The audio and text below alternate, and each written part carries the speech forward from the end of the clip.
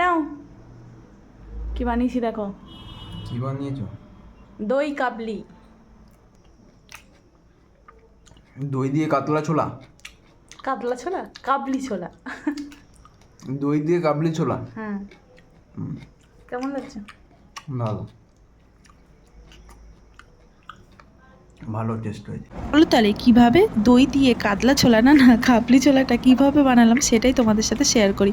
প্রথমে কাবলি ছোলাগুলোকে নুন দিয়ে সেদ্ধ করে নিয়েছি। এদিকে ধনে গুঁড়ো, জিরে গুঁড়ো, হলুদ গুঁড়ো একসাথে আর লঙ্কা গুঁড়ো একসাথে জল দিয়ে মেখে রেখে দিয়েছি। দইটাকে নুন দিয়ে ফাটিয়ে রেখেছি। ওই 100 গ্রাম মতো দই। তেলে দিয়ে দিয়েছি জিরে, তেজপাতা, দারুচিনি, লবঙ্গ, আর তারপরে দিয়ে দিয়েছি পেঁয়াজ নাড়াচাড়া করে দিয়ে দেবো রসুন আর পেঁয়াজ নাড়াচাড়া করে দিয়ে দেবো আদা, আর তারপরেই কটা কাঁচা লঙ্কা চিড়ে দিয়ে দিয়েছি। সামান্য জল দিয়েছি আর সেখানে গুঁড়িয়ে রাখা গুঁড়ো মশলাগুলোকে দিয়ে দিলাম।